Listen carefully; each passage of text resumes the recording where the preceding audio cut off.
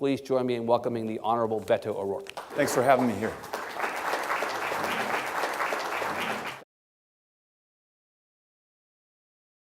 Let me offer you a little context from El Paso's perspective. Perhaps the single greatest catastrophe and trauma, at least economically and in a very personal way to tens of thousands of families in El Paso, was NAFTA.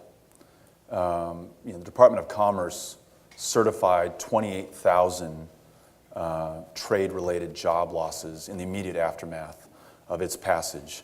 And this failed economic strategy that unfortunately El Paso had pursued for the better half of the second half of the 20th century of becoming the low-wage, low-skill, low-value capital of North America. Bring your sewing, your light manufacturing, your assembly, your textile jobs to this community, and you can pay dirt cheap wages.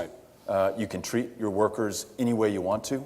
There's infamously a Chamber of Commerce circular from long ago, maybe the 1950s, that talks about that and refers to those in El Paso who will work with their nimble brown hands to do this work.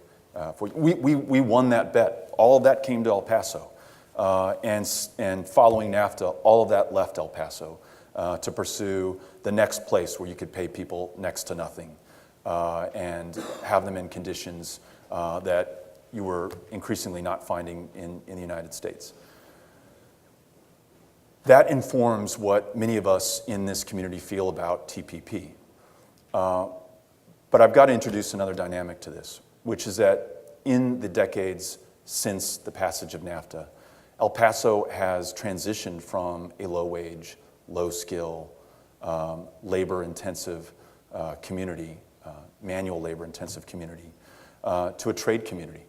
I mentioned that $90 billion a year that's passing through our ports of entry every year.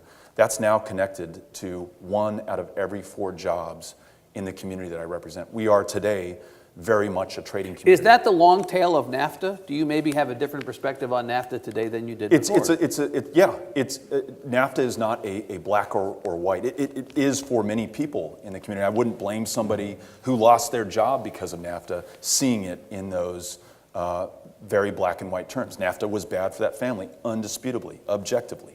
But for the community as a whole, post-NAFTA, you have seen net wages increase comparatively pre-NAFTA, post-NAFTA. You've seen total employment increase. You've seen the value and the skill level of the jobs in our community increase. And much of that is connected to our role as a logistical center in North America for the trade that is passing through our ports, for the goods that are manufactured in Juarez, and for the supply manufacturing that's taking place in El Paso, and some of, but too little of, the very valuable design, engineering, higher value processes that are part of it. So that's part of the equation for me.